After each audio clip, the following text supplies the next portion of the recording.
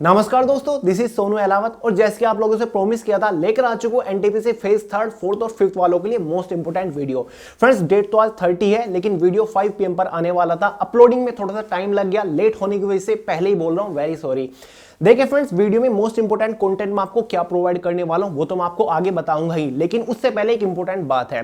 Friends, पता नहीं कितने सारे स्टूडेंट्स ने इस चीज को नोटिस किया है, जो आरआरबी एनटीपीसी का एग्जाम हो रहा है ना, उसमें जो क्वेश्चंस का पैटर्न फॉलो किया जा रहा है वो जो 2018 में ग्रुप डी का एग्जाम हुआ था, एएलपी का एग्जाम हुआ था, वहां से सेम क्वेश्चंस उठाए जा रहे हैं। मुझे नहीं पता कितने ऑनलाइन स्टडी जो चैनल्स हैं या फिर स्टूडेंट्स हैं उन्होंने इस चीज को नोटिस किया है फिर नहीं।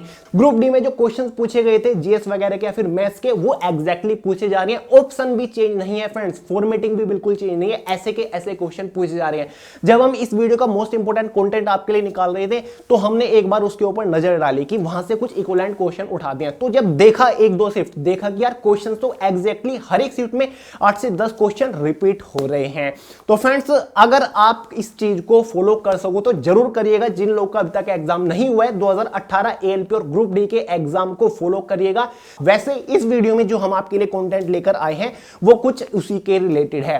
देखिए फ्रेंड्स, यहां पर मैं आपको क्या प्रोवाइड करने वाला हूं फेज थर्ड, फेज फोर्थ और फेज 5 वालों के लिए।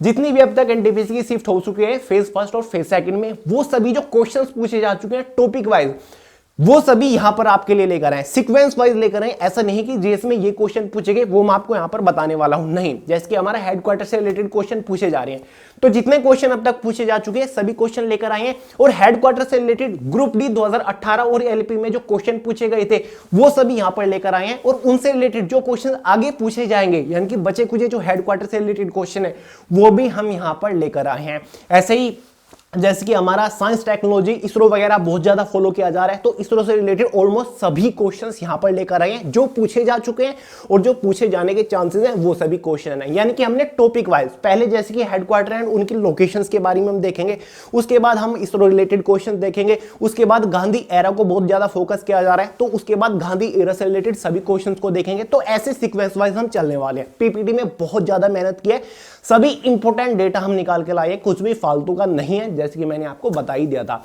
तो चलिए फ्रेंड्स, वीडियो शुरू करने से पहले आप सभी को एक चीज बताना चाहूंगा। कुछ ही टाइम पहले मैंने एक वीडियो अपलोड की थी सुपर फास्ट मैराथन के नाम से। सबसे पहले इस वीडियो से पहले या फिर इस वीडियो को देखने के बाद ये वीडियो जरूर देख लीजिएगा, लिंक डिस्क्रिप्शन में प्रोवाइड करा दिया है। क्योंकि जो टॉपिक्स हम इस वीडियो में कवर नहीं करने वाले हैं वो मैंने आपको ऑलमोस्ट सभी सुपर फास्ट मैराथन में कवर करा दिए थे। बहुत ज्यादा लोगों को यार इस वीडियो से हेल्प मिली है। लगभग 1.5 घंटे की ये वीडियो है, जल्दी ही आप इसको कवर कर लोगे। लेकिन मोस्ट इंपोर्टेंट जो डेटा है टॉपिक वाइज, कितने भी टॉपिक हैं वो आपको इस वीडियो में मिल जाएंगे, लिंक डिस्क्रिप्शन बॉक्स में है। फेज थर्ड, फेज फोर्थ और फेज फिफ्थ वाले जरूर देख लीजिएगा। इस वीडियो को देख बिना एग्जाम में मत जाइएगा, बहुत हेल्प मिलेगी फ्रेंड्स इस वीडियो से, बस ये कहना चाहता हूं मैं। तो चलिए वीडियो को शुरू करते हैं। तो जैसे कि मैंने आपको बताया, पहला हमारा जो टॉपिक मैंने अभी लगाई हुई थी इमेज, सॉरी ये वाली, यहां पर हम बात करने वाले हैं इस हेडक्वार्टर्स एंड लोकेशन, यानी कि इंडिया के जितने भी इंपोर्टेंट हेडक्वार्टर हैं फिर वर्ल्ड वाइड हेडक्वार्टर्स हैं उनकी लोकेशन देखेंगे, कौन सा हेडक्वार्टर कहां पर है। जैसे कि वर्ल्ड बैंक का हेडक्वार्टर कहां पर है, या फिर सार्क का हेडक्वार्टर कहां पर है, इसरो का हेडक्वार्टर कहां पर है, वो सभी चीजें। ठीक है, तो पहला टॉपिक हमारा यही है। और हाँ फ्रेंड्स, शुरू करने से पहले एक और इंपॉर्टेंट चीज बता दूं, हमारी बुक का कॉम्बो भी लॉन्च हो चुका है। अब आप हमारी दोनों बुक को ऑनलाइन एक साथ भी परचेज कर सकते हैं on heavy discount. Online purchase करने का लिंक मैंने डिस्क्रिप्शन बॉक्स में प्रोवाइड कर दिया है, आप उसके थ्रू परचेज करके अपने घर पर भी बुक्स को अवेलेबल करा सकते हैं। और काफी लोग को कंफ्यूजन था कि एनटीपीसी एग्जाम के लिए सबसे हेल्पफुल वाली बुक कौन सी है इन दोनों में से, तो वो ये है। ये हमारी सब्जेक्टिव बुक है जिसके लास्ट में हमने बहुत बड़ा पोर्शन स्टैटिक जीके का कवर किया हुआ है, जिसमें काफी सारे लोग बता भी रहे हैं कि एनटीपीसी एग्जाम के लिए मोस्ट हेल्पफुल बुक साबित हो रही है। तो ये वो वाला बुक है, ये हमारा ऑब्जेक्टिव बुक है। काफी लोग कंफ्यूज है ना, तो ये एनटीपीसी के लिए सबसे ज्यादा हेल्पफुल फिलहाल साबित हो रही है। तो शुरू करते हैं जो क्वेश्चन पूछे जा चुके हैं। Where is the headquarter of ICC? ठीक है, इंटरनेशनल क्रिकेट काउंसिल का हेडक्वार्टर एग्जाम में पूछा जा चुका है। इसका सिंपल सा आंसर है दुबई। यहां पर मैंने आंसर लिखा हुआ है दुबई में है। नेक्स्ट है where is the headquarter of BRICS? Friends, ये एक सम्मेलन होता है, समिट होती है, बहुत फेमस होती है, तो इसका हेडक्वार्टर कहां पर है? संघाई में। ये क्वेश्चन 2018 ग्रुप डी में पूछा जा चुका है। नेक्स्ट क्वेश्चन है हमारा where is the headquarter of World Bank? ये क्वेश्चन एनटीपीसी एग्जाम में पूछा जा चुका है। ये पूछ रहे जो वर्ल्ड बैंक है उसका हेडक्वार्टर कहां पर है? वाशिंगटन डीसी यूनाइटेड स्टेट में है, यानी कि अमेरिका की जो राजधानी है वहां पर है। काफी सारे लोग बोलेंगे कि भैया हम तो हिंदी समझ नहीं पाते जो हिंदी मीडियम के, आपने इंग्लिश में क्यों रखा है? देखिए फ्रेंड्स, सबसे पहले तो आपको इंग्लिश के ऊपर पकड़ बनानी पड़ेगी। दूसरी बात, इंग्लिश में मैंने भले ही लिखा है, लेकिन जो हिंदी वाले हैं वो इंग्लिश समझ लेते हैं, लेकिन जो इंग्लिश वाले हैं जो कि साउथ स्टेट से बिलोंग करते हैं वो हिंदी नहीं समझ पाते, ठीक है, इसलिए मैंने रखा है। वैसे जो हिंदी वाले हैं उनके लिए मैं प्रॉपर हिंदी में एक्सप्लेन कर रहा हूं, तो ध्यान से देखिएगा। नेक्स्ट है हमारा where is the headquarter of SEBI. इसके बारे में डेफिनेटली जानते होंगे, इसकी फुल फॉर्म होती है securities and exchange board of India. इसका जो हेडक्वार्टर पड़ता है वो हमारा मुंबई के अंदर है। नेक्स्ट इंपॉर्टेंट क्वेश्चन है, where is the headquarter of TRAI। मैं आपको हमेशा बोलता हूं ये जो है TRAI, ये हमारा मोबाइल जो कंपनीज है, कनेक्शंस है हमारे टेलीकॉम कंपनीज है, उनसे रिलेटेड होता है। TRAI की फुल फॉर्म होती है telephone regulatory authority of India. TRAI की फुल फॉर्म NTPC के एग्जाम में अब तक पूछी जा चुका है। इसका जो हेडक्वार्टर है वो हमारा न्यू दिल्ली के अंदर है। नेक्स्ट है हमारा हेडक्वार्टर ऑफ रो, ठीक है, जो भारत की एजेंसी है रिसर्च एंड एनालिसिस विंग, इसका हेडक्वार्टर पूछ रहा है कहां पर है। एंड सीबीआई का भी हेडक्वार्टर पूछ रहा है, साथ साथ सेंट्रल ब्यूरो ऑफ इन्वेस्टिगेशन। तो रो का और सीबीआई का जो हेडक्वार्टर है वो हमारा न्यू दिल्ली के अंदर ही है। जितनी भी हमारी डिफेंस है, जैसे कि चाहे हमारा इंडियन आर्मी हो या फिर हमारा एयरफोर्स हो या फिर CRPF, CISF, BSF, इन सभी के हेडक्वार्टर न्यू दिल्ली के अंदर ही है। नेक्स्ट है हमारा इसरो का हेडक्वार्टर कहां पर है, डायरेक्टली पूछ रहा है। Indian Space Research Organisation, exam में पूछा जा चुका है, बेंगलुरु में इसका हेडक्वार्टर पड़ता है इसरो का, ठीक है, ये दिल्ली में नहीं है। इसरो का हेडक्वार्टर कहां पर पड़ता है, बेंगलुरु में पड़ता है, जो कि हमारा कर्नाटक की राजधानी भी है। नेक्स्ट है हमारा headquarter of DRDO, Defence Research and Development Organisation का हेडक्वार्टर न्यू दिल्ली के अंदर है। नेक्स्ट पूछ रहे हैं हमारा headquarter of LIC, Life Insurance Corporation का हेडक्वार्टर मुंबई के अंदर है। याद रखिए LIC का मुंबई में है। नेक्स्ट है हमारा headquarter of RBI, reserve bank of India का हेडक्वार्टर कहां पर है। जिन लोगों ने स्कैम 1992 जो वेब सीरीज आई थी वो देखी होगी, तो जितने भी बैंक से रिलेटेड क्वेश्चंस है, SBI का चेयरमैन, हेडक्वार्टर वगैरह RBI के, इन सभी के फंडे वो डेफिनेटली समझ जाएगा। तो RBI का भी हेडक्वार्टर हमारा मुंबई में ही है। एक बात बताऊं, SBI का भी हेडक्वार्टर हमारा मुंबई में ही है। Where is the headquarter of Commonwealth of Nation, Commonwealth of Nation जो है उसका हेडक्वार्टर कहां पर है, देखिए इसका है मार्लोबोर हाउस, लंदन में इसका हेडक्वार्टर पड़ता है कॉमनवेल्थ ऑफ नेशन का। याद रखिएगा, ये इंपॉर्टेंट क्वेश्चन है, DRDO में पूछे जा चुके हैं। Where is the headquarter of International Olympic Committee, ये NTPC एग्जाम में शायद सेकंड शिफ्ट में क्वेश्चन बन चुका है। IOC का हेडक्वार्टर हमारा ल्यूसेन स्विट्जरलैंड में पड़ता है। नेक्स्ट है हमारा where is the headquarter of United Nation, United Nation इसका पूछा जा चुका है हमारी फेज सेकंड में। यूनाइटेड नेशन का हेडक्वार्टर न्यूयॉर्क में पड़ता है, यानी कि यूनाइटेड स्टेट में। द यूनेस्को हेडक्वार्टर, यूनेस्को इसके बारे में मैंने आपको काफी दी करंट अफेयर शो में बताया हुआ है और ये ग्रुप डी में पूछा जा चुका है। यूनेस्को का हेडक्वार्टर हमारा फ्रांस के अंदर है, पेरिस के अंदर पड़ता है। फ्रांस की राजधानी पेरिस, और पेरिस में यूनेस्को का हेडक्वार्टर है। नेक्स्ट है हमारा दी हेडक्वार्टर ऑफ सार्क, ये भी एक बहुत बड़ा सम्मेलन होता है जिसमें लगभग 7 देश एक साथ बैठते हैं, चर्चा करते हैं मुद्दों के ऊपर। तो शार्क का हेडक्वार्टर नेपाल की जो राजधानी है काठमांडू में शार्क का हेडक्वार्टर है। नेक्स्ट है हमारा the headquarter of international hockey federation, international hockey federation का हेडक्वार्टर हमारा कहां है, ल्यूसेन, यानी कि स्विट्जरलैंड में। नेक्स्ट है हमारा इसरो। फ्रेंड, जितने भी इंपोर्टेंट हेडक्वार्टर से रिलेटेड क्वेश्चन बन सकते थे या फिर बन चुके हैं, फिर ग्रुप डी में बन चुके हैं, सभी मैंने डिस्कस कर दिए। मेरे अकॉर्डिंग तो इससे बार याद क्वेश्चन नहीं पूछेगा, ठीक है, यही सब most important headquarter related questions है। और जो इंटरनेशनल कोर्ट के बारे में पूछ ले जाएगा वो नीदरलैंड द हेग में पड़ता है, जो इंटरनेशनल कोर्ट है। मैंने सोचा इजी सा है इसलिए मैंने इसमें इंक्लूड नहीं किया, तो फिर भी मैंने आपको बता दिया। नेक्स्ट है हमारा NTPC के सिलेबस में ये चीज साफ साफ कही कि साइंस एंड टेक्नोलॉजी से क्वेश्चंस पूछे जाएंगे, और ऑब्वियसली हर एक शिफ्ट में 6 से 7 क्वेश्चन साइंस टेक्नोलॉजी से पूछे जा रहे हैं। और साइंस टेक्नोलॉजी एंड रिसर्च के अंदर इसरो को बहुत ज्यादा फोकस किया जा रहा है, शायद आपने नोट की हो। तो इसरो से रिलेटेड जितने भी मोस्ट इंपोर्टेंट क्वेश्चन बन चुके हैं फिर बनेंगे वो हम डिस्कस करते हैं। नेक्स्ट है फ्रेंड्स, मैंने क्वेश्चंस की लैंग्वेज भी चेंज नहीं की है, इसी तरीके से एग्जाम में क्वेश्चन पूछे गए हैं। What is the full form of ISRO, ISRO की फुल फॉर्म क्या है, Indian Space Research Organisation ISRO की फुल फॉर्म है। नेक्स्ट है हमारा who is the first chairman of ISRO, ISRO जो है उसका फर्स्ट चेयरमैन कौन थे, विक्रम साराभाई। इसरो के पहले चेयरमैन कौन थे, विक्रम साराभाई। नेक्स्ट है हमारे where is the headquarter of ISRO, ISRO का हेडक्वार्टर पूछ लिया गया, यानी कि मुख्यालय कहां पर है, पहले मैं आपको बता चुका हूं बेंगलुरु में है, जो कि कर्नाटक में पड़ता है। नेक्स्ट क्वेश्चन है हमारा, how many satellites are launched by ISRO. अब तक इसरो के थ्रू कितनी सैटेलाइट लॉन्च कर दी गई है? 140 का आंसर हो जाएगा, जहां पर इसने एक ही व्हीकल से यानी कि एक फ्लाइट के साथ 104 सैटेलाइट लॉन्च की थी और रिकॉर्ड भी बनाया था, जिसमें बहुत सारी कंट्री की भी सैटेलाइट इसने लॉन्च की थी और खुद की भी लगभग 13 सैटेलाइट उस टाइम पे इसने लॉन्च की थी।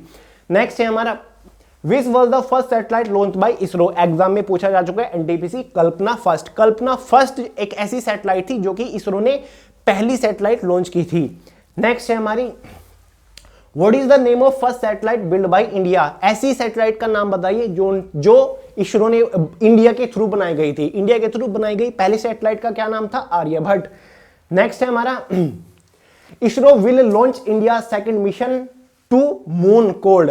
ये पूछ रहा है 2018 ग्रुप डी के एग्जाम में पूछा गया था ये क्वेश्चन कि इसरो का जो मून के ऊपर दूसरा मिशन है, ठीक है, वो उसका क्या नाम है? ठीक है, उसका नाम था चंद्रयान 2, जो कि 2019 में इन्होंने लॉन्च किया था। ठीक है, जो कि लैंडर वगैरह उसका वहां पर मतलब कनेक्शन छूट गया था, आपको पता ही होगा। ये क्वेश्चन पुराना है इसलिए यहां पर विल आया है कि कब होगा, क्योंकि 2018 में पूछा गया। नेक्स्ट है हमारा, लेकिन अब भी इसरो चैन से नहीं बैठा, जो चंद्रयान 2 है उसको दोबारा से करने वाला है। What is the full form of GSLV. इसकी फुल फॉर्म होती है geosynchronous satellite launch vehicle. Friend, जो जीएसएलवी है ये सैटेलाइट लॉन्च व्हीकल है, यानी कि जो सैटेलाइट को लॉन्च किया जाता है, जो रॉकेट होता है जो सैटेलाइट को लेके जाता है, वो जीएसएलवी होता है या पीएसएलवी होता है, पोलर सैटेलाइट लॉन्च व्हीकल। ठीक है, और एक एएसएलवी भी होता है। ठीक है, वो आगे बताऊंगा मैं आपको। नेक्स्ट है हमारा, how many stages are there in GSLV. यानी कि जो जीएसएलवी लॉन्च व्हीकल है इसमें कितनी स्टेजेस होती है, यानी कि कितनी स्टेज में ये वहां पर पहुंचता है सैटेलाइट को, कि पहले पहुंचा फिर उसके कुछ पार्ट अलग होते हैं फिर पहुंचता है सेकंड स्टेज, तो इसमें कितनी स्टेजेस होती हैं? तो जीएसएलवी में टोटल 3 स्टेजेस होती हैं। नेक्स्ट है हमारा, what is the meant by PSLV. कि पीएसएलवी क्या है, इसकी फुल फॉर्म क्या है? Polar satellite launch vehicle. ये भी एक लॉन्च व्हीकल ही है, यानी कि जिसके थ्रू सैटेलाइट को लॉन्च किया जाता है। नेक्स्ट है हमारा, which is the large latest PSLV launch by India। India का सबसे लेटेस्ट PSLV कौन सा है, यानी कि रॉकेट कौन सा है जिसके थ्रू सैटेलाइट को लॉन्च किया जाता है? वो है हमारा PSLV C42। हाल ही में इसके थ्रू सैटेलाइट भी लॉन्च की गई थी। इसरो इंडिया के थ्रू लगभग 13 सैटेलाइट लॉन्च की थी, जिसमें से लगभग 11 सैटेलाइट बाहर की थी। PSLV C42 फिलहाल सबसे ज्यादा जो सैटेलाइट लॉन्च की जाती है वो इसी व्हीकल के थ्रू की जाती है, और ये सबसे लेटेस्ट है इंडिया के पास। नेक्स्ट है हमारा, when was PSLV launched for the first time. जो PSLV है, जो रॉकेट है, वो सबसे शुरुआत में पहली बार कब लॉन्च किया गया था? 2016 में PSLV का इस्तेमाल किया गया था पहली बार इंडिया के अंदर। नेक्स्ट है, how many stages are there in PSLV। कि PSLV कितनी स्टेजेस में सैटेलाइट को पहुंचाता है ऑर्बिट के अंदर? तो इसकी 4 स्टेजेस हैं, और GSLV की कितनी है? 3 स्टेजेस है। नेक्स्ट है हमारा, what is the full form of ASLV। ठीक है, PSLV बता दिया, GSLV बता दिया, ASLV भी होता है, इसको होता है augmented satellite launch vehicle. Next है हमारा, in which place doctor Vikram Sarabhai space centre is located. ठीक है, जो विक्रम साराभाई स्पेस सेंटर है वो कहां पर है? ये इंपॉर्टेंट है, त्रिवंतमपुरम। ठीक है, त्रिवंतमपुरम में विक्रम साराभाई लॉन्च सेंटर की लोकेशन है। नेक्स्ट है, where is the headquarter of DRDO, Defence Research and Development Organisation का न्यू दिल्ली में हेडक्वार्टर है। पहले बता चुका हूं, most high rated hot topic है इसलिए मैंने आपको बताया। The Indian National Committee for Space Research INCOPAR was found in which year। ठीक है, ये एक कमेटी है, international committee for Space research, जो स्पेस में रिसर्च कर दिया। ये एक इंटरनेशनल बोल रहा हूं, इंडिया की एक ऐसी कमेटी है। तो ये जो कमेटी है कब बनी थी? ये बनी थी हमारी 1962 में, याद रखिएगा, ग्रीन में मैंने किया हुआ है। नेक्स्ट है, who is the current chairman of ISRO. की इसरो के फिलहाल के चेयरमैन कौन है? तो के सिवान यहाँ के चेयरमैन है इसरो के।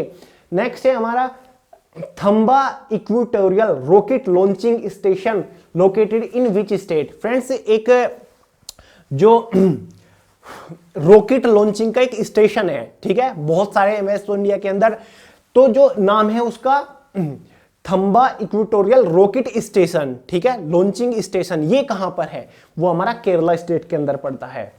नेक्स्ट है हमारा, who is the chairman of Satish Dhawan space centre? जो सतीश धवन स्पेस सेंटर है श्रीहरिकोटा में, उसके चेयरमैन कौन है?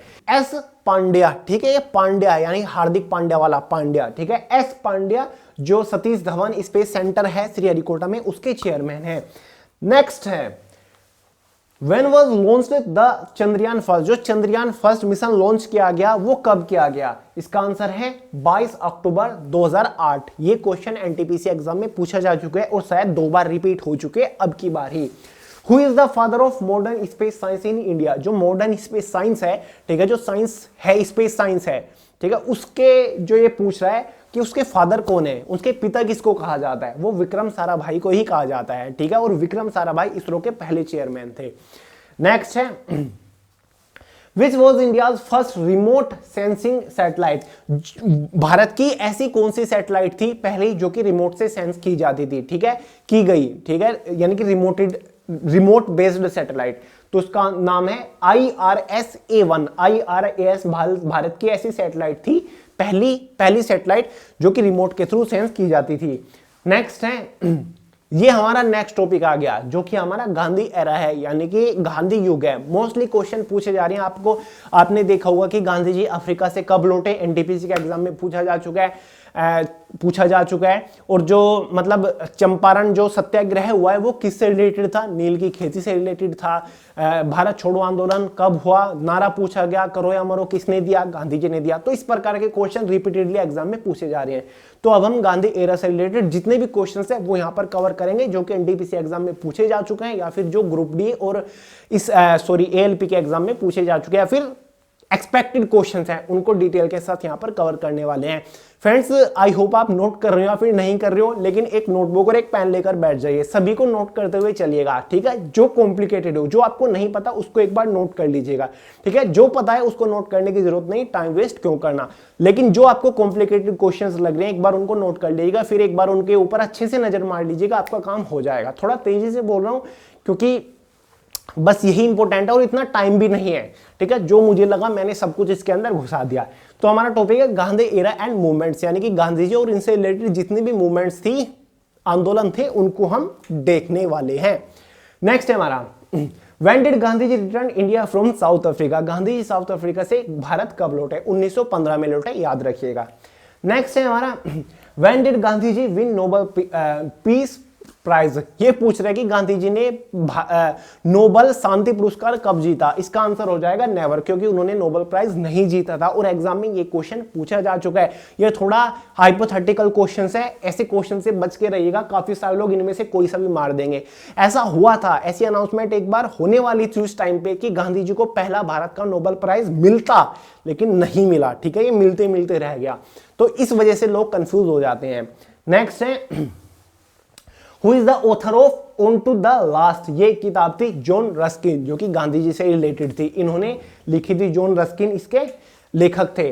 नेक्स्ट है Which of the following books is the work of Gandhi ji? इनमें से कौन सी बुक गांधी जी से रिलेटेड है, उनके काम से रिलेटेड है, ठीक है। इनमें से हमारी बी और सी, यानी कि हिंद स्वराज और माई एक्सपेरिमेंट विद ट्रूथ, ये गांधी जी की किताब है, इन्होंने ही लिखी है ये।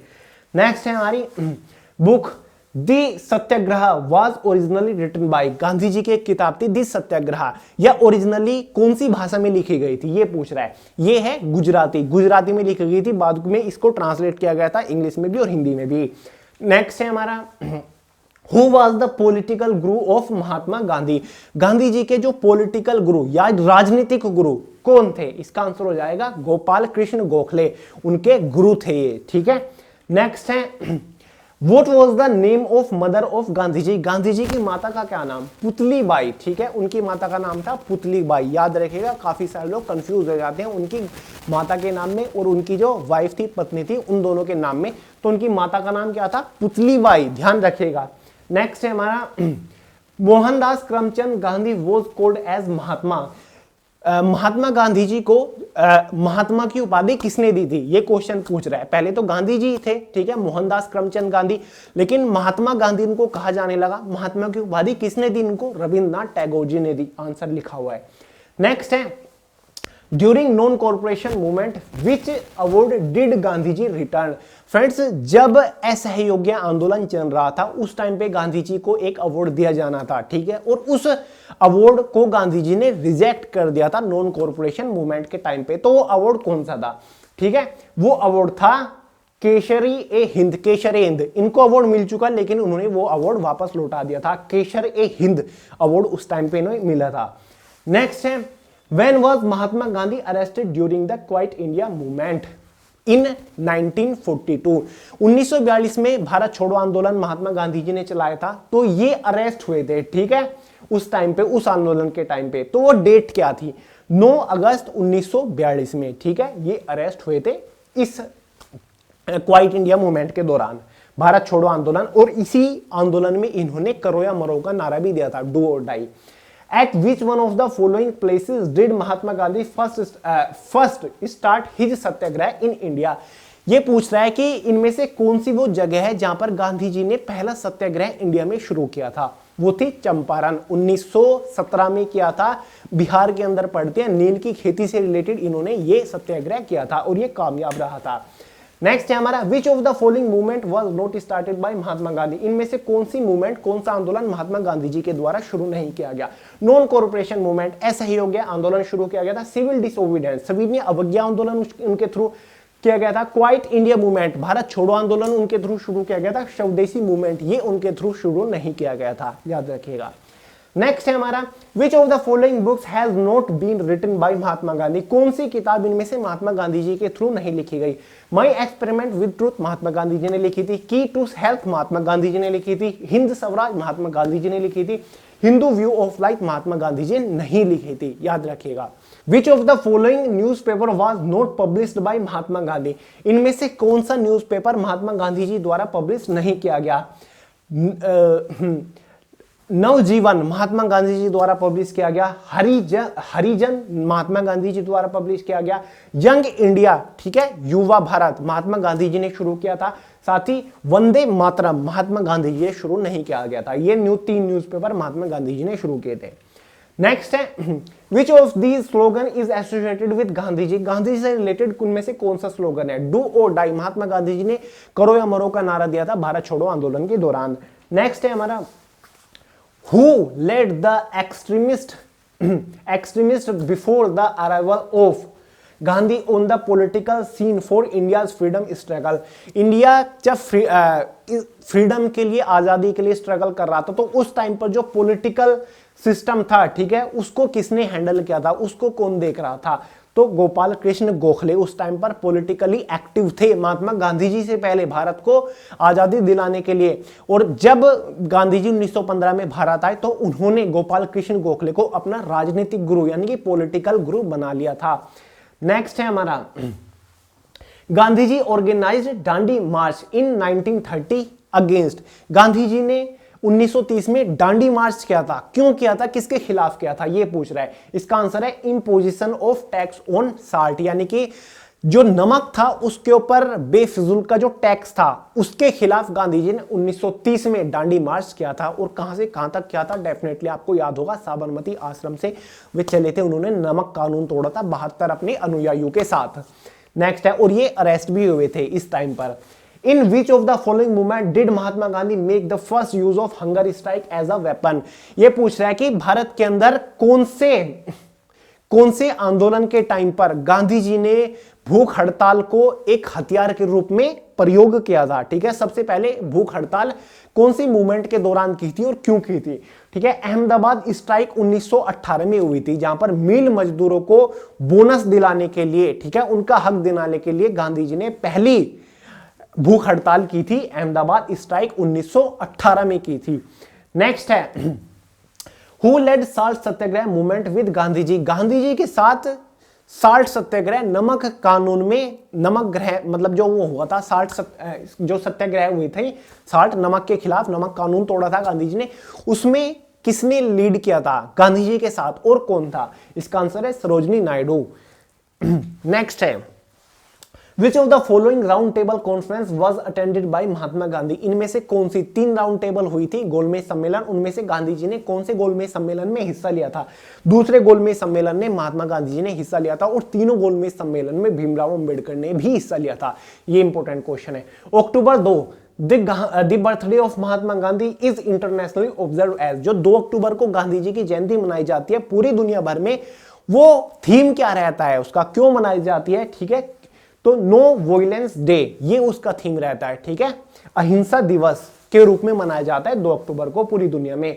Who called the father of the nation to Gandhi ji, and nation का फादर, राष्ट्रपिता किसने कहा था गांधी जी को? सुभाष चंद्र बोस ने यह उपाधि दी थी महात्मा गांधी जी को। नेक्स्ट है when was the Gandhi Irwin pact signed, Gandhi Irwin pact जो हुआ था वो कब हुआ था? 1931 में हुआ था 5 मार्च को। नेक्स्ट है What was Gandhi age when he got married to Kasturbai, Kasturabai से जो उनकी शादी हुई थी, ठीक है, गांधी जी की, उस टाइम पे उनकी एज क्या थी? 13 साल की उम्र में महात्मा गांधी जी की शादी हो गई थी, यानी कि विवाह हो गया था, मैरिज हो गई थी कस्तूरबाई से। ठीक है, पहले बता चुका हूं, गांधी जी की माता का नाम पुतलीबाई और उनकी पत्नी का नाम कस्तूरबाई, याद रखिएगा, काफी लोग कंफ्यूज हो जाते हैं इस चीज में।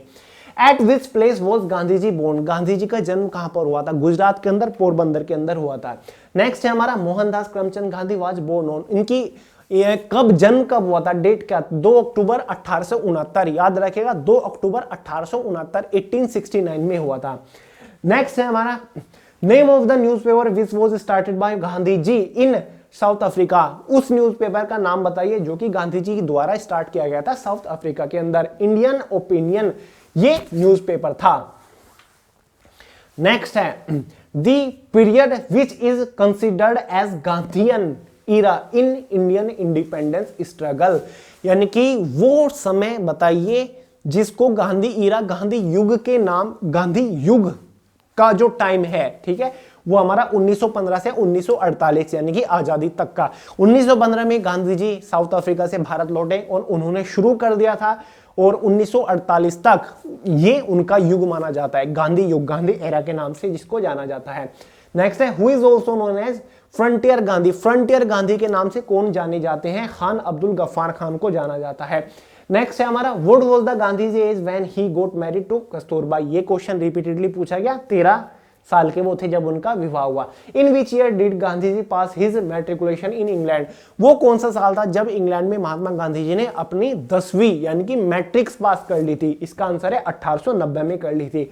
नेक्स्ट है how old was Gandhi ji when his father died, जब उनके पिता की मृत्यु हुई गांधी जी की उम्र क्या थी? 16 साल के वो थे।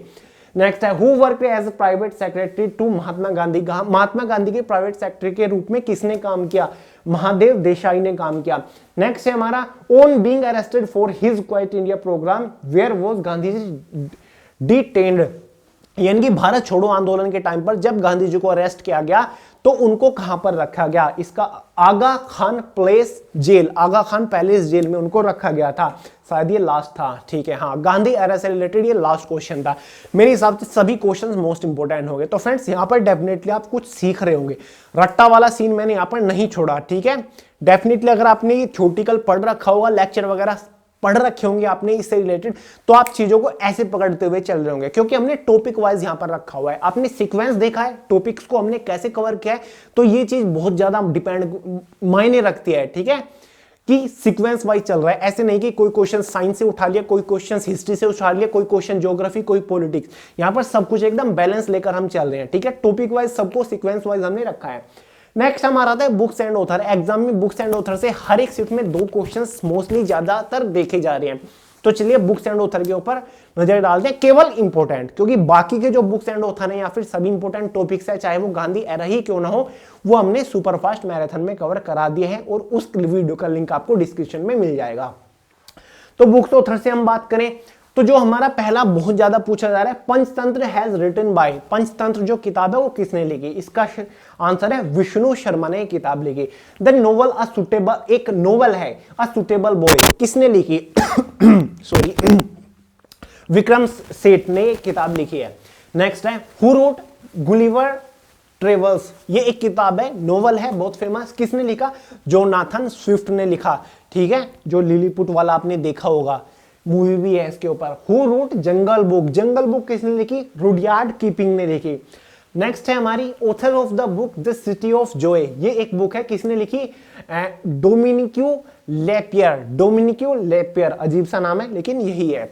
नेक्स्ट है हमारा Gita Govinda, his is written by, Gita Govinda किसने लिखी? जयदेव ने, बहुत पॉपुलर किताब है, अक्सर एग्जाम में पूछे जाते हैं। Who is the author of the book Kamayani, Kamayani book किसने लिखी? जयशंकर प्रसाद जी ने इसको लिखा है। नेक्स्ट है Mulk Raj Anand is the author of, Mulk Raj Anand ने कौन सी किताब लिखी? आंसर है कुली, इन्होंने कुली किताब को लिखा है। The author of the book my experiment with truth, आप जानते होंगे महात्मा गांधी जी ने इसको लिखा है। नेक्स्ट है, बस यही हमारी इंपॉर्टेंट थी जो एग्जाम में पूछी गई है, सबसे ज्यादा पूछी गई है, एनटीपीसी के एग्जाम में रिपीट भी हुई है और ग्रुप डी में भी इन्हीं को ही देखा गया है और जो एएलपी का एग्जाम था उसमें भी मोस्टली इन्हीं बुक्स को देखा गया है। ठीक है, यही थी। बाकी जितनी भी इंपॉर्टेंट बुक्स हैं, ठीक है, मैं ये नहीं कहता कि इससे बाहर नहीं आएगा, डेफिनेटली क्वेश्चन बन सकता है, लेकिन इससे पहले मैंने आपको जितनी भी इंपॉर्टेंट बुक्स हैं वो सुपर फास्ट मैराथन में कवर करा दिए, इसलिए मैंने यहां पर टाइम वेस्ट करना जरूरी नहीं समझा। इसलिए फेज 3, 4, 5 वाले सुपर फास्ट मैराथन को देख लीजिएगा, उसमें आपको सभी बुक्स जितनी भी फेमस हैं वो मिल जाएंगी और साथ ही 2020 में जो बुक लिखी गई वो भी मिल जाएंगी। ठीक है, इसलिए इसमें मैंने आपको केवल 7-8 बुक ही कवर कराई है। नेक्स्ट आ जाता है हमारा स्लोगन। ठीक है, नारे, कौन सा नारा किसने दिया? सुभाष चंद्र बोस ने कौन सा नारा दिया? या फिर डू और डाई, करो मरो का नारा किसने दिया? या फिर आराम आराम है, आराम हराम है, ये नारा किसने दिया? वो कवर कर लेते हैं। नेक्स्ट, पूर्ण स्वराज, ये नारा किसने दिया? जवाहरलाल नेहरू जी ने दिया। नेक्स्ट है हमारा who lives if Indian dies, अगर भारतीय नहीं रहते, मर जाते हैं तो कौन बचेगा? उस टाइम पे ये नारा किसने दिया था? उस टाइम पे तो यार अंग्रेजी बचते डेफिनेटली, तो उस टाइम पे नारा दिया था जवाहरलाल नेहरू जी ने, बहुत पॉपुलर रहा था ये भी। नेक्स्ट है हमारा आराम हराम है, ये किसने दिया? जवाहरलाल नेहरू ने। सीक्वेंस देखिए फ्रेंड्स, पहले जवाहरलाल नेहरू जी द्वारा दिए गए सभी नारे देख रहे हैं, उसके बाद कोई और आएगा, सुभाष चंद्र बोस या फिर जो भी है, तो सीक्वेंस देखिए, हमने सीक्वेंस प्रॉपर फॉलो किया है। नेक्स्ट है डू और डाई, करो या मरो, महात्मा गांधी जी ने। नेक्स्ट है हमारा हमने घुटने टेक कर रोटी मांगी किंतु पत्थर मिले। ठीक है, हमने घुटने टेक कर रोटी मांगी किंतु पत्थर मिले, ये किसने कहा? महात्मा गांधी जी ने ही कहा था। नेक्स्ट है हमारा तुम मुझे खून दो मैं तुम्हें आजादी दूंगा, ये सुभाष चंद्र बोस जी ने कहा था। नेक्स्ट है हमारा जय हिंद, ये सुभाष चंद्र बोस जी ने ही कहा था। नेक्स्ट है हमारा दिल्ली चलो, सुभाष चंद्र बोस जी ने ही कहा था। नेक्स्ट है हमारा वंदे मातरम, बंकिम चंद्र चटर्जी ने, वंदे मातरम जो हमारा राष्ट्रीय गीत है वो भी सुभाष चंद्र बोस जी ने ही लिखा था, ऑब्वियसली यही तो क्वेश्चन है। नेक्स्ट है हमारा इनकलाब जिंदाबाद, ये थोड़ा सा कंफ्यूजिंग हो जाता है, किस वजह से? एग्जाम में अक्सर क्वेश्चन ऐसा भी पूछ लिया जाता है कि इनकलाब जिंदाबाद नारा किसने लिखा था।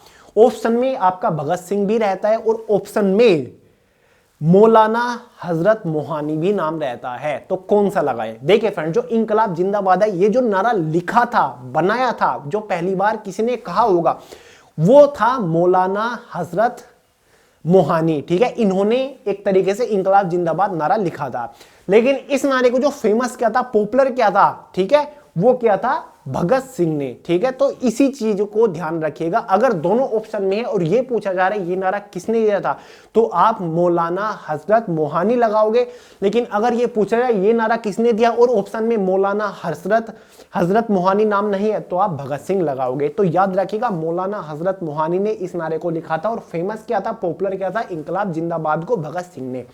नेक्स्ट है जन गण मन अधिनायक जय हो, रविंद्रनाथ टैगोर जी ने, पता ही है आपको। नेक्स्ट है सरफरोशी की तमन्ना अब हमारे दिल में है, ये कहा था पंडित राम प्रसाद बिस्मिल ने। नेक्स्ट है स्वराज हमारा जन्मसिद्ध अधिकार है, लोकमान्य बाल गंगाधर तिलक जी ने ये नारा दिया था। नेक्स्ट है हमारा सारे जहां से अच्छा हिंदुस्तान हमारा, इकबाल ने ये दिया था। नेक्स्ट है हमारा समूचा भारत एक विशाल बंदी घर है, यानी कि पूरा भारत एक बड़ा बंदीघर जेल है, ऐसा किसने कहा था? आरसी दास ने कहा था। नेक्स्ट है मेरे शरीर पे पड़ी एक एक लाठी ब्रिटिश साम्राज्य के कफन में कील सिद्ध होंगी, यह है लाला लाजपत राय जी ने ये कहा था, नारा दिया था। नेक्स्ट है हमारा गो बैक साइमन, जो साइमन कमीशन आया था भारतीय संविधान के ऊपर बातचीत करने के लिए, बनाने के लिए, तो उसको वापस किसने भिजवाया था, यानी कि किसने नारे दिए थे, गो बैक साइमन, जिसमें सभी बाहर के लोग थे, यानी कि 7 लोग थे, उसमें सभी गोरे लोग थे। तो लाला लाजपत राय जी ने ही इस नारे को चलाया था। नेक्स्ट है हिंदी हिंदू हिंदुस्तान, ये कहा था भारतेंदु हरिश्चंद्र ने। नेक्स्ट है वेदों की ओर लौटो, ये कहा था स्वामी दयानंद सरस्वती ने। नेक्स्ट है हमारा विजयी विश्व तिरंगा प्यारा, श्यामालाल गुप्ता प्रसाद जी ने ये कहा था।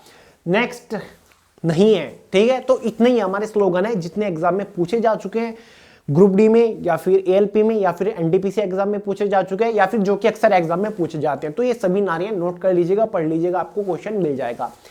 कंप्यूटर रिलेटेड 4 से 5 क्वेश्चन हर एक शिफ्ट में पूछे जा रहे हैं। तो चलिए आज आपकी कंप्यूटर रिलेटेड कुछ प्रॉब्लम दूर करने की कोशिश करता हूं।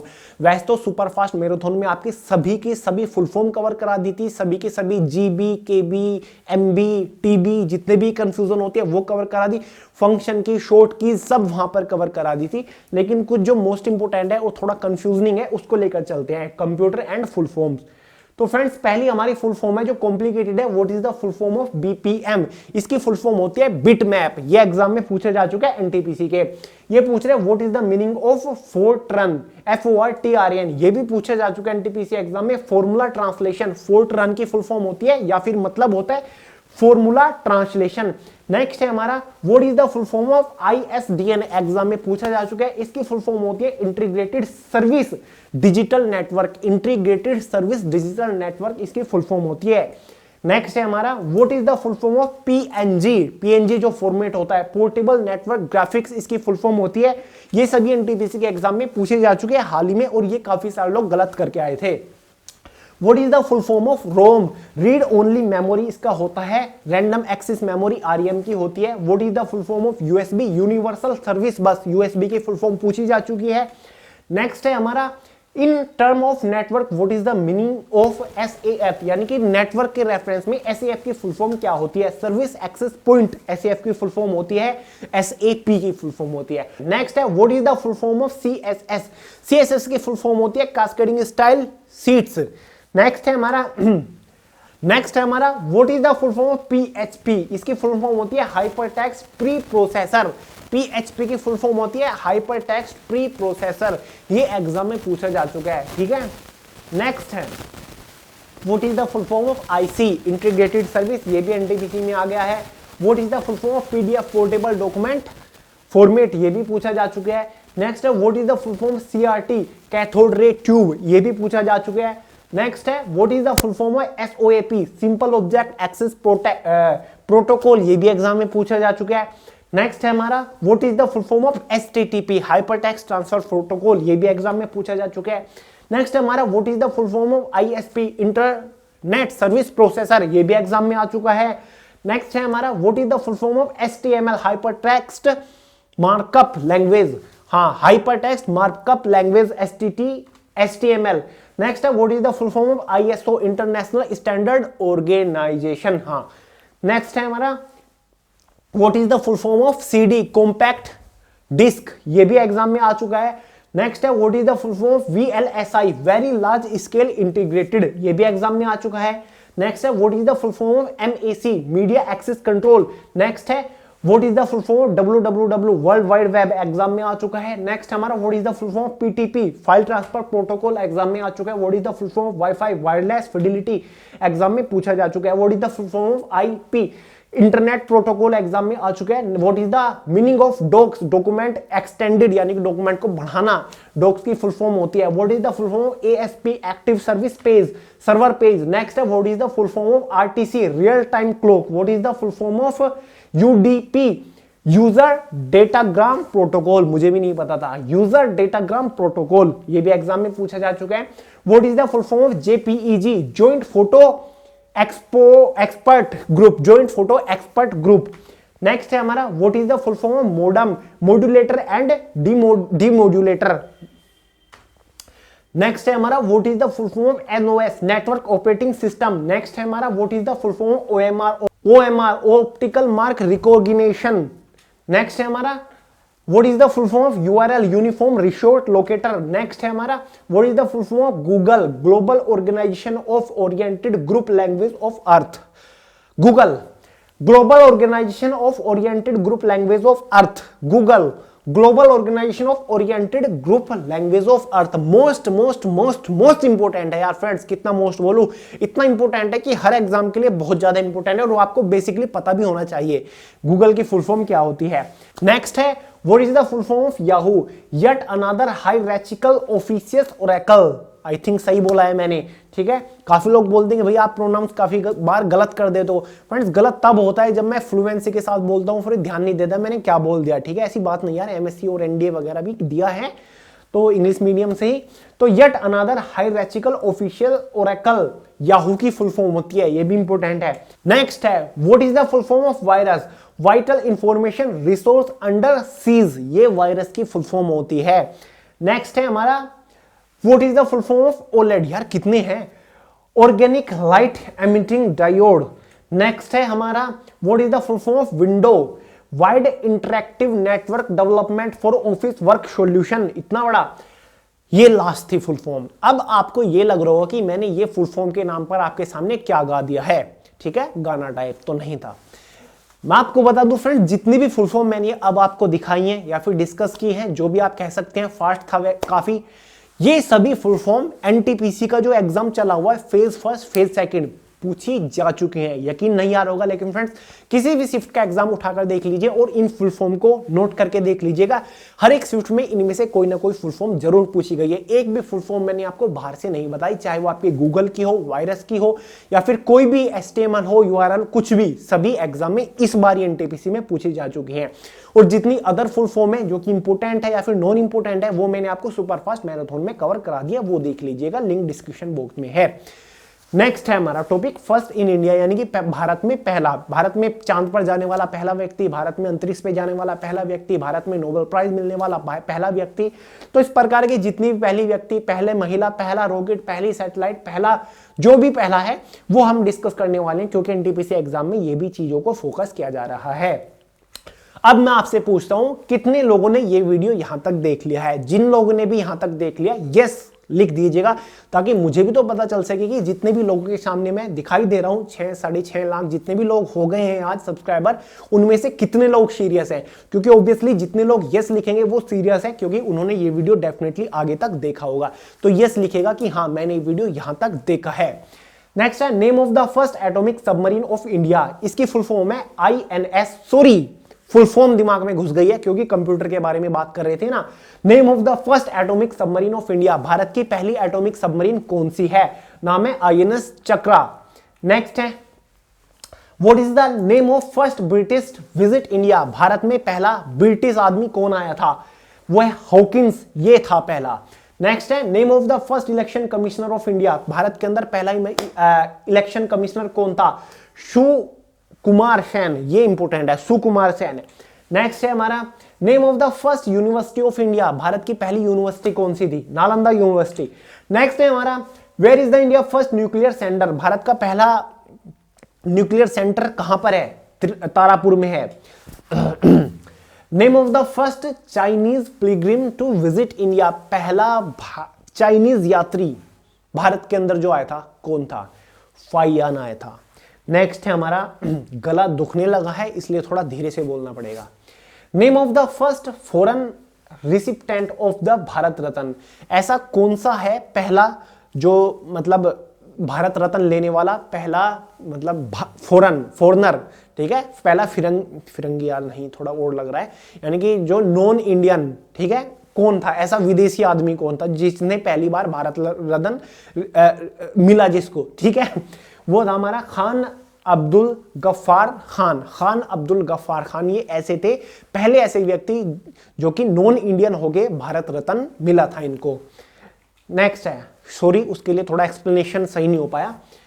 Where was the first post office open in India, Bharat के अंदर जो पहला पोस्ट ऑफिस ओपन हुआ था वो कब हुआ था, कहां हुआ था, कोलकाता के अंदर हुआ था 1727 में, इंपोर्टेंट है।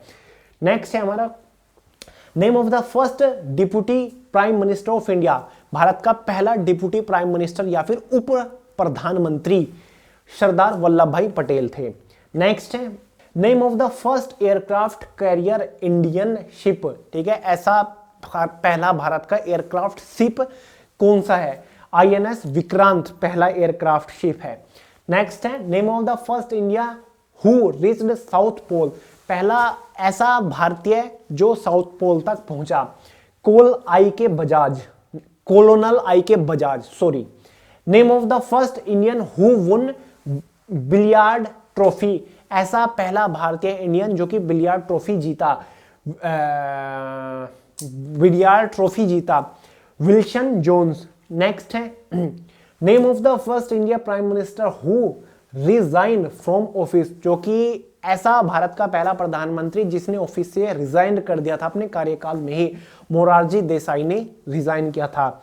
नेक्स्ट है first Indian recipient of Oscar award, ऐसा पहला भारतीय जिसने ऑस्कर अवार्ड जीता था, Bhanu Athaiya. Name of the first Indian president to die in office, ऐसा पहला भारतीय राष्ट्रपति जो कि अपने ऑफिस में जिसकी मृत्यु हो गई थी, डॉक्टर जाकिर हुसैन, ऐसे राष्ट्रपति थे।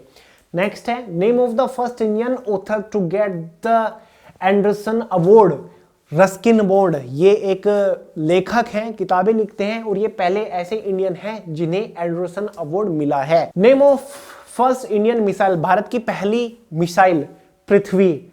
नेक्स्ट चलते हैं name of first Indian pilot, Bharat के पहले pilot JRD Tata in 1929। Next है name of the first Indian to win Magsaysay award, Acharya Vinoba Bhave in 1958। Next है हमारा name of first Indian to win Nobel prize, Bharat में पहला नोबेल प्राइज किसको मिला था? रविंद्रनाथ टैगोर जी को मिला था। नेक्स्ट है हमारा first scientist of India to get Nobel prize in economics, doctor Amartya Sen. I hope समझ गए होंगे, पहले ऐसे इंडिया के साइंटिस्ट जिनको इकोनॉमिक्स में नोबेल प्राइज मिला था, डॉक्टर अमर्त्य सेन जी को मिला था। Name of the first person to get Paramvir Chakra, ऐसा पहला मनुष्य भारतीय जिसको परमवीर चक्र मिला था, major Somnath Sharma. Next event है हमारा first Indian to get into space, पहला भारतीय जो कि स्पेस में गया था, सबको पता है हमारे राकेश शर्मा थे। Name of the first Indian to get Bharat Ratna award, पहले ऐसे भारतीय जिनको पहला भारत रत्न अवार्ड मिला था वो है हमारे डॉक्टर S राधाकृष्णन। नेक्स्ट है हमारा name of the first Indian to get Bharat Ratna award, doctor S Radhakrishnan, 2 बार रिपीट हो गया। Name of the first president of Indian National Congress, जो भारतीय राष्ट्रीय कांग्रेस बनी थी उसके पहले प्रेसिडेंट कौन थे? WBC बनर्जी थे। नेक्स्ट है first president of India, Bharat के पहले राष्ट्रपति, बड़े इजी हैं, डॉक्टर राजेंद्र प्रसाद। नेक्स्ट है name of the first women governor of India, पहली जो राज्यपाल रही किसी स्टेट की ऐसी महिला कौन थी? Sarojini Naidu.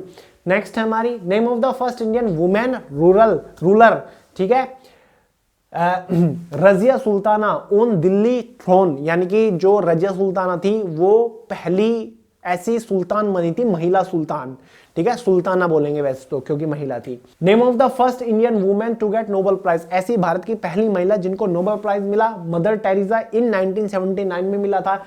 Name of the first women जज of supreme court of India, काफी इंटरेस्टिंग है कि सुप्रीम कोर्ट की पहली महिला जज कौन थी? Meera Sahib Fathima Beevi. Name of the first women जज ऑफ सुप्रीम कोर्ट, 2 बार कैसे आ रहा है?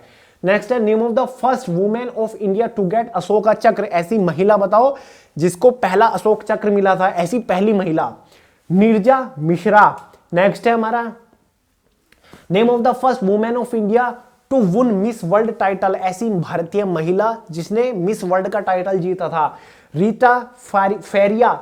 नेक्स्ट है हमारा name of the first women of India to climb the mountain Everest, Mount Everest पर चढ़ने वाली पहली भारतीय महिला, बछेंद्री पाल। नेक्स्ट है हमारा name of the first women of India to win Miss Universe title, पहली महिला जिसने मिस यूनिवर्स का टाइटल जीता, सुष्मिता सेन जो कि एक्ट्रेस है।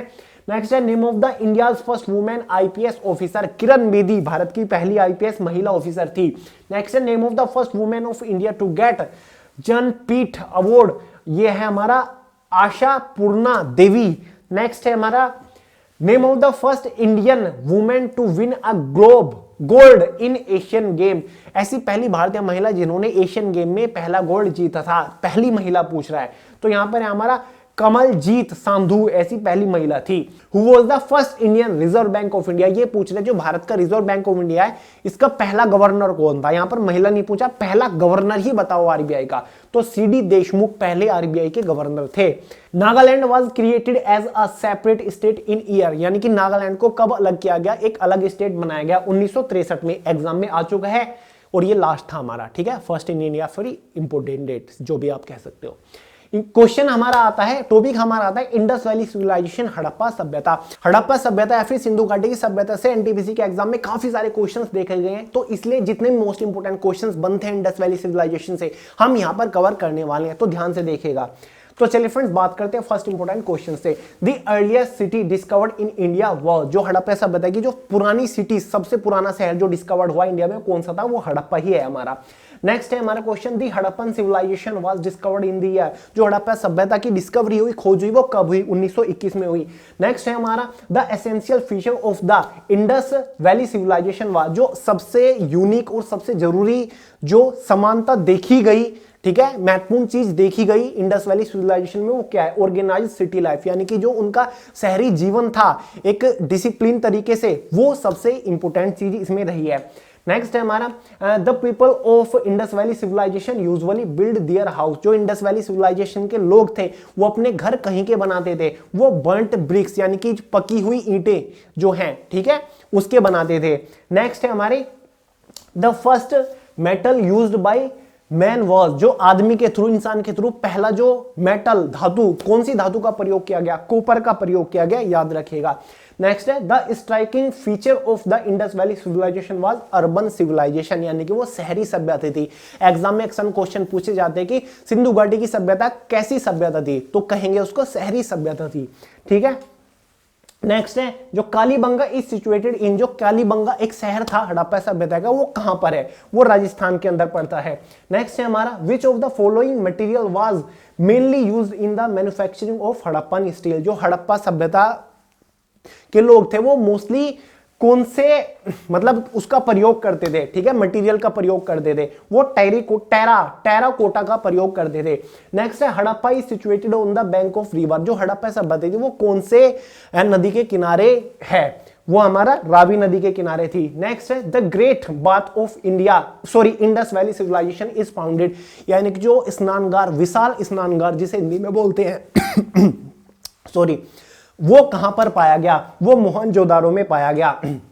नेक्स्ट है name of the oldest civilisation, ठीक है, जो सबसे पुरानी सभ्यता है उसका नाम बताइए, मेसोपोटामिया सभ्यता। नेक्स्ट है one of the following Indus valley site in the Pakistan, जो इंडस वैली सभ्यता थी उनमें से कौन सा शहर या फिर कौन सी जगह जो कि पाकिस्तान में पाई गई थी, वो हड़प्पा ही थी। नेक्स्ट है हमारा the people of the Indus Valley civilisation worshipped, यानी कि जो इंडस वैली सभ्यता, हड़प्पा सभ्यता के लोग थे वो कौन से भगवान की पूजा करते थे, तो पशुपति नाथ भगवान की वो पूजा करते थे। How were the streets of cities in Indus Valley civilisation, यानी वहां की जो हड़प्पा सभ्यता थी वहां की जो गलियां थी, सड़कें थी, वो कैसी थी, वाइड यानी कि चौड़ी थी और सीधी थी, स्ट्रेट थी।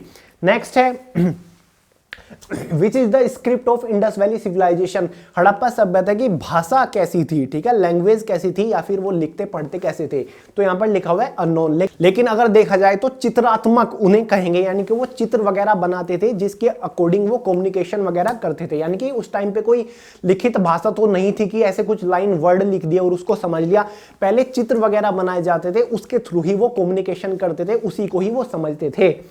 तो देखिए शायद वो the great birth was found at, जो विशाल स्नानगार पाया गया वो कहां था, मोहनजोदड़ो में पाया गया। ये लास्ट था।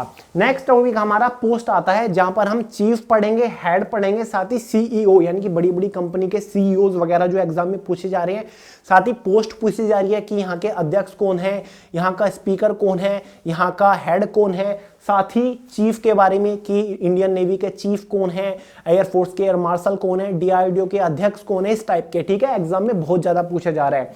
तो चलते हैं, पूछ रहा है who is the present chief of army staff, जो आर्मी स्टाफ है उसका चीफ कौन है फिलहाल, जनरल मनोज मुकुंद नरवाने, काफी बार बता चुका हूं।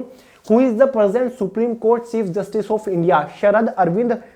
नेक्स्ट है who is the present chief of air staff, यानी कि जो एयर फोर्स है उसका चीफ कौन है?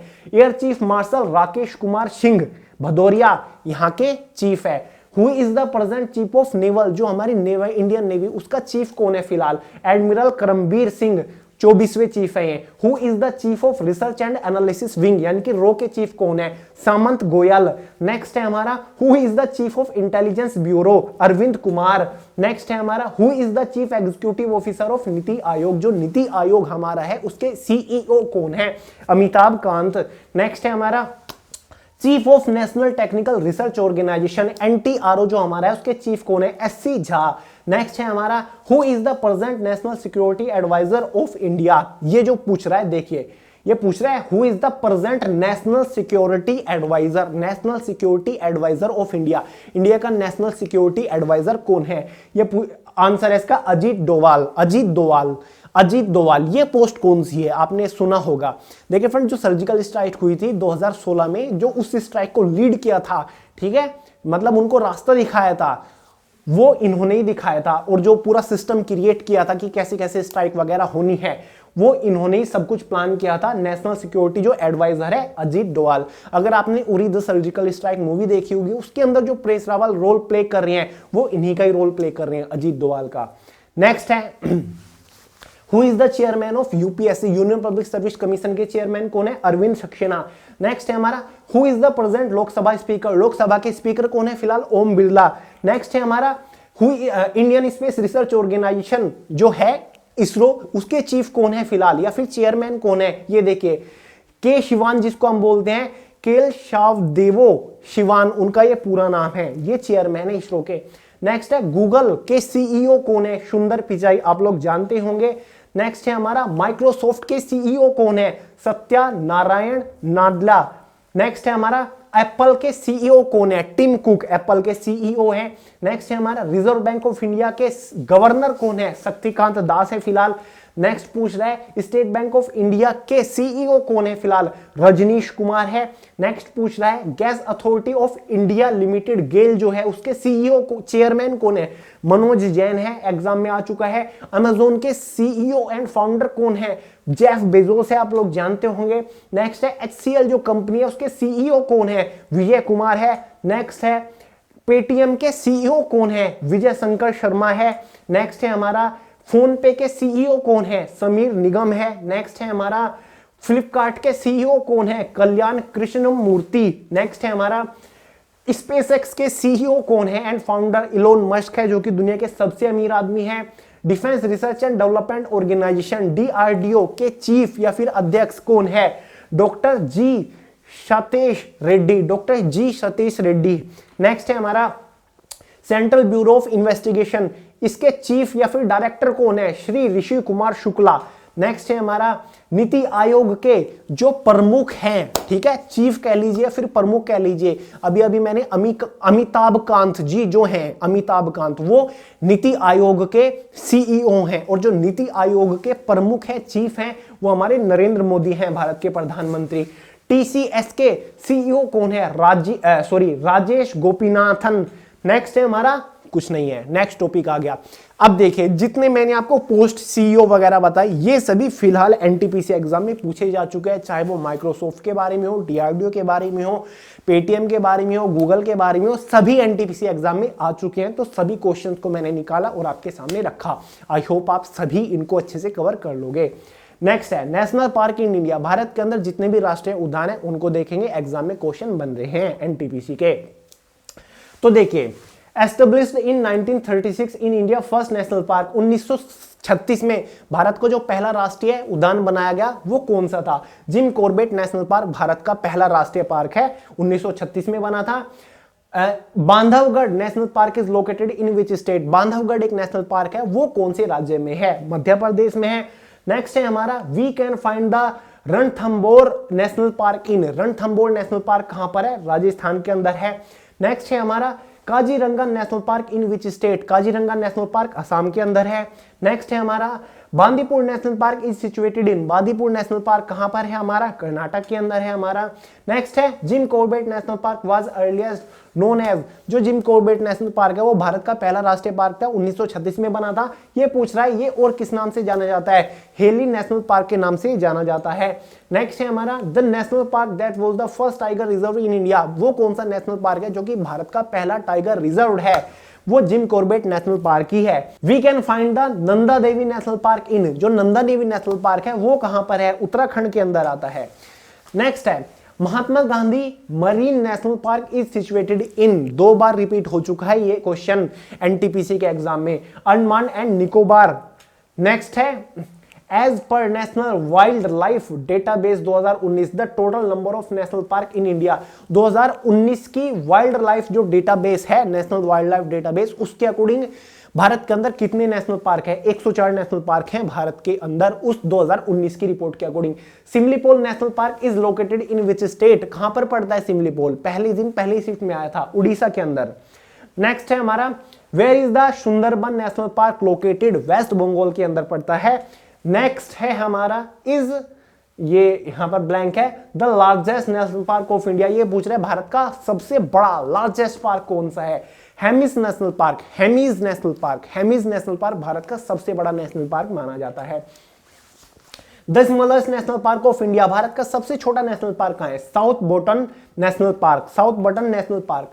यहां पे ब्लैंक है is the state with the highest number of national park in India, Bharat का ऐसा कौन सा राज्य है जहां पर सबसे ज्यादा नेशनल पार्क है, तो इसका आंसर है मध्य प्रदेश। मध्य प्रदेश के अंदर सबसे ज्यादा नेशनल पार्क हैं और मध्य प्रदेश ही भारत का ऐसा राज्य है जहां पर सबसे ज्यादा वन भी है। Most famous for its amazing black buck population, यानी कि the Black Buck National park is located in which state of India, यानी कि ऐसा कौन सा भारत का नेशनल पार्क है जो कि ब्लैक बक जो होते हैं, काले हिरन जो होते हैं उनके लिए फेमस है, या फिर ब्लैक बक नेशनल पार्क कहां पर है, तो गुजरात के अंदर है वो। फाइनल फ्रेंड्स आता है हमारा नेक्स्ट टॉपिक जो कि हमारा सोलर सिस्टम यानी कि जो सौर मंडल है। एग्जाम में एक दो क्वेश्चंस हर एक शिफ्ट में देखे जाने हैं, ग्रुप डी के एग्जाम में बहुत ज्यादा फॉलो किया गया था, एएलपी के एग्जाम में बहुत ज्यादा फॉलो किया गया था और फेज 3 में फॉलो किए जाने के बहुत ज्यादा चांसेस है।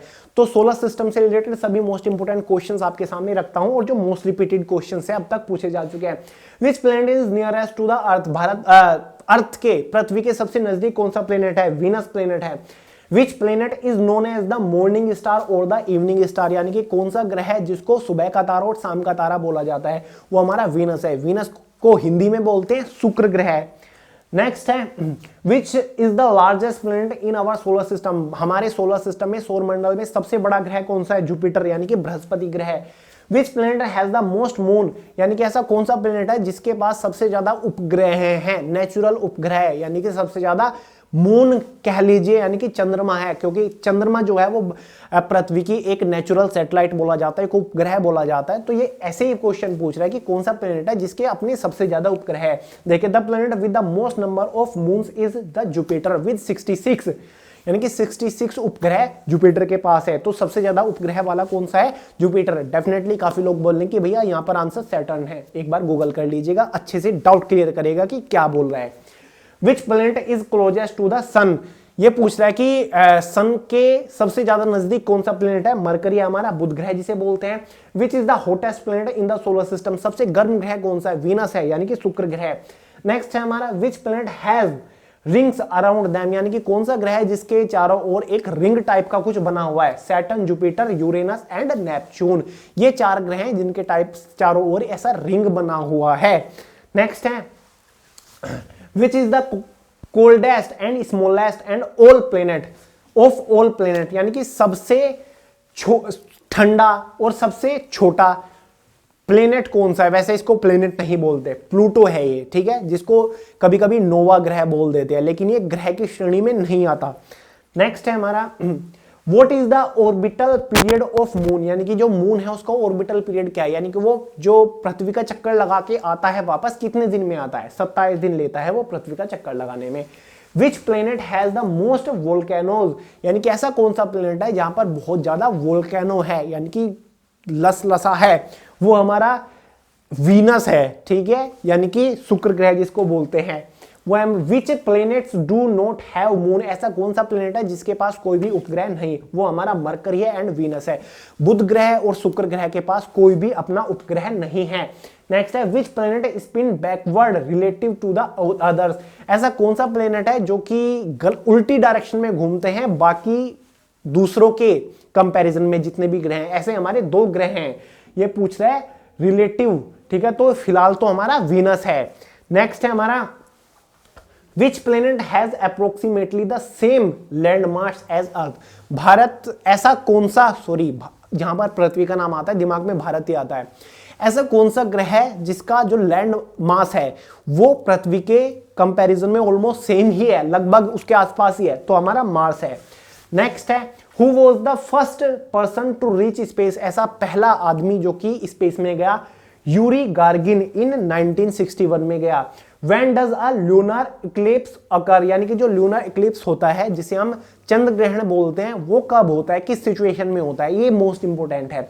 When the earth is between the sun and the moon, यानी कि जब अर्थ सन और मून के बीच में आ जाती है तब चंद्र ग्रहण होता है। ये कॉन्सेप्ट मैं आपको एक वीडियो में समझा चुका हूं। एट हाउ मच, ये सॉरी यहां पर गलत हो गया, at how much speed moon moves across the sun, यानी कि जो मून है वो कितनी स्पीड से रिवॉल्व करता है सन के, क्योंकि जो पृथ्वी है वो सन के चारों ओर रिवोल्यूशन कर रही है और सन जो है वो पृथ्वी के चारों ओर रिवोल्यूशन कर रहा है, तो टेक्निकली सन भी तो चलेगा, तो इस बात का ध्यान रखेगा। तो उसकी स्पीड होती है 2250, ये एक अजीब सा इन्होंने क्वेश्चन पूछ लिया कंफ्यूज करने का, 2050 किलोमीटर पर आवर की स्पीड से चलता है।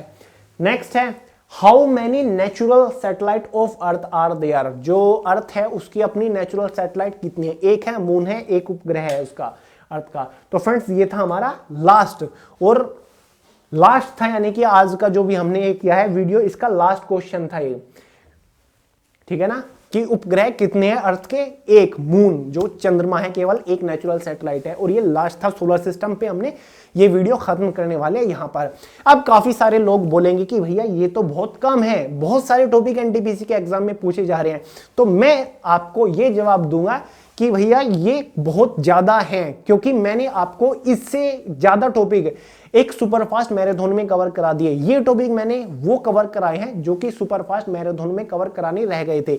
आपको याद हो वहां पर सोलर सिस्टम कवर नहीं हुआ था तो मैंने यहां पर करा दिया, वहां पर इसरो कवर नहीं हुआ था तो मैंने यहां पर कवर करा दिया, ठीक है। काफी सारे टॉपिक यहां पर कवर कराए, जैसे कि स्लोगन उसमें कवर नहीं था, यहां पर कवर करा दिया, ठीक है। तो यहां पर हमने थोड़ा क्वेश्चन टाइप ग्रुप डी के एग्जाम का एनालिसिस करके मैं यहां पर लेकर आया हूं। तो जरूरी है जो फेज 3rd 4th 5th वाले कैंडिडेट होंगे उनका मुझे पता है बिल्कुल भी काम नहीं चलने वाला ये वीडियो देखकर, इसलिए मैं आपसे रिक्वेस्ट करता हूं कि इस वीडियो को देखने के बाद जो सुपरफास्ट मैराथन है प्लीज प्लीज देख लीजिएगा, बहुत इंपॉर्टेंट है। 1.5 घंटे का वो वीडियो क्या था, उसमें बाकी के टॉपिक्स हैं और उसमें बहुत फास्ट किया है और बाकी इमेजेस के साथ कंप्लीट प्रेजेंटेशन आपके सामने रखी थी ताकि आप अच्छे से चीजों को समझ पाओ। तो बाकी पूरा डेटा आपको उस वाले वीडियो में मिल जाएगा। हालांकि फेज 1 के दौरान हमने वो वीडियो की थी, लेकिन सभी चीजों को अच्छे से एनालिसिस करके किया था। 1 लाख से ज्यादा व्यूज फिलहाल उस वीडियो के ऊपर है। तो सुपरफास्ट मैराथन देखना मत भूलिएगा, लिंक डिस्क्रिप्शन बॉक्स में है।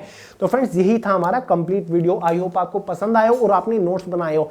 ऐसे कुछ भी नहीं होगा, अगर आपने वीडियो देख लिया वो एक किस्म से रटना हो जाएगा, ठीक है, एक तरीके से रटना हो जाएगा।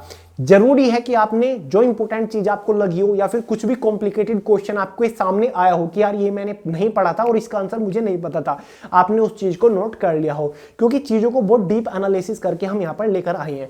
फाइनली फिर से आपको बता दूं, हमारी बुक्स का कॉम्बो लॉन्च हो चुका है। दोनों बुक आप एक साथ परचेज कर सकते हैं। परचेज करने का लिंक डिस्क्रिप्शन बॉक्स में है। बेनिफिट ये मिलेगा, अगर आप दोनों बुक को एक साथ कॉम्बो में परचेज करते हैं तो आपको काफी बड़ा डिस्काउंट इसके ऊपर देखने को मिल जाएगा। आप लोगों की डिमांड के ऊपर ये हमने किया है। लिंक आपको डिस्क्रिप्शन बॉक्स में मिल जाएंगे। तो चलिए यार इस वीडियो को यहीं पर खत्म करते हैं। काफी सारे लोग और भी डिफरेंट वीडियो की डिमांड कर रहे हैं तो उनके ऊपर काम करेंगे। फिर से सॉरी बोलना चाहूंगा कि वीडियो लेट है। 5 बजे वीडियो आने वाली थी, लेकिन टाइम देखिए अब क्या हो गया। इंटरनेट की वजह से हुआ है, कुछ फील्ड का काम बहुत ज्यादा आ गया था और कुछ काम ऐसे हो जाते हैं जिनको यार अवॉइड नहीं कर सकते, आप समझ रहे होंगे, तो उस वजह से थोड़ा हो गया, उसके लिए वेरी सॉरी, ठीक है। हाथ जोड़ के मैं माफी मांगता हूं। तो चलिए फ्रेंड्स, पसंद आए लाइक करिएगा, अपने दोस्तों के साथ शेयर करिएगा। और एक और चीज, अगर आपने वीडियो यहां तक देखा होगा तो बताइएगा जरूर कि हाँ ये वीडियो मैंने यहां तक देखा। देखें तो यार कितने स्टूडेंट यहां पर सीरियस हैं। तो चलिए यार मिलते हैं अगली वीडियो में बहुत जल्द। चैनल को सब्सक्राइब कर लीजिएगा। तब तक के लिए जय हिंद।